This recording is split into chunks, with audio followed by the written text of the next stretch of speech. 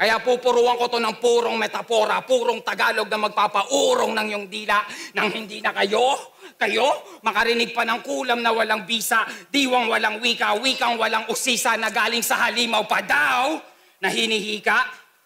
At puro lang kapantasan, pwes ito'y pintas sa iyong kapintasan. Kumpas pa lang ng aking bantas ay tastas ka't magkakalasan. At saka itaas-taasan, tapos na kitang mapagbayaran. Kaya kahit patayin kita ngayon ay wala na akong kasalanan. Na-arbor na kasi kita, nasa sinapupunan ka pa lang. Kaya kinaaawaan na kita, nagsisimula ka pa lang. Yung unang kanta mong naisulat, ibinulong ko yun sa'yo nang hindi mo alam. Pinatubo kita at pinabunga nang may ngunguyain akong kaluluwa sa panahon ng pagkalam ng aking sikmurang tumutunaw lang ng makatang pampantasya. Ito'y pag-asa ng pagbasa ng paghasa ng panlasa. Durako ang kamalasa ng paglalakbay mong dito madidisgrasya. Dahil buhay at kamatayan ang ating distansya. Kaya huwag ka nang umasa, magapi mo ko'y mananatiling pagnanasa, dinaragdagan mo lang ang masasakit mong ala-ala. Sa mundo kong nilikha, ikakamatay mo ang pananaliksik. Sige, dito ka sumuot sa akademiko kong siksik. Yayakap ka sa apoy at sa impyerno ka hahalik dahil kung tingin mo, nakikita mo na o makikita mo pa na kahit gumamit ka ng ikatlong mata, mamamatay kang dilat sa pagtingin ng industriya. Hindi mo natunugan, hindi na abot ng iyong prediksyon. Pwes gumagana ang lahat ng mga ginawa ko sa iyong orasyon, hindi mo yan mararamdaman. Ang lason at ang infeksyon, kasi hindi sakit ang pumapatay sa iyo, kundi ang iyong desisyon. Kaya tag to sa taludturan. Wala sa kalingkingan itong tagatubig masusunugan. Ako ang lingas katagalugan. Sa krus ka ipapako, iaalay sa larangan. At ika'y aking iaahon para sa ere kapugutan. At para maging saksi ang mundo at ang isang katauhan na ang blankong sineday dapat lang na minamata para matauhan. Kulang-kulang tong kukulangin, halos tayong dapat nabilangin kasi wala nang paraan para sa daan ko to palarin. Sa aking kamay ka mamamatay at yan ang napatunayang pangitain. Patunay lang na ang pangitain ay kaya kong totohanin at yan ang pinagkaiba natin. Hindi ka gumagalos. Kahit magpakamakata.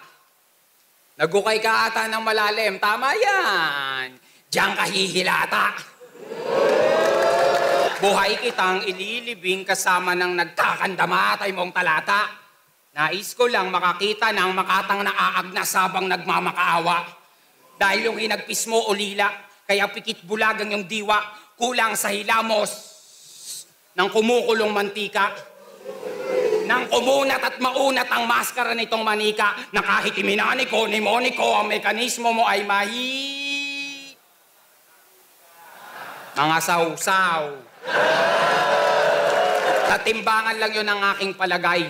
Yung estilo mo hindi konkreto, aligagapat hindi mapalagay. Bata ka pa at supot kung sa mundo ko to ilalagay. Kikikilang ka lang ng 12 anyos na ako at may kalalagyan ka kapag hindi ka naglagay. Kasi papunta ka pa lang, Sen. Papunta na ako ulit. Yung daan mong binaybay ako ang bumutas niyan pabalik. Kaya nga tama ka ng landas eh. Mali ka lang ng armas na bitbit. Didigma ka ba naman sa kagubatan na ang dala mo'y pamingwit? May sakit ka sa isip. May sakit to sa isip. Hindi na susumpungan. Na kahit sa masusing pagsusuri, hindi na tumabukbuksan. Tapos ang asta parang kaya mo kong silaban. Ako ang dagat-dagat ang apoy, hindi kita mararamdaman.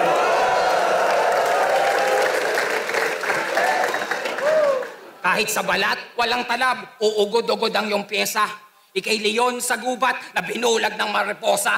Uminom ng tubig ng tumatuba na wala na ng panlasa. Handa nyo pa rin bang tikman ang sulat ni Lucas ng nakakasulat lang ulit hindi nakakabasa?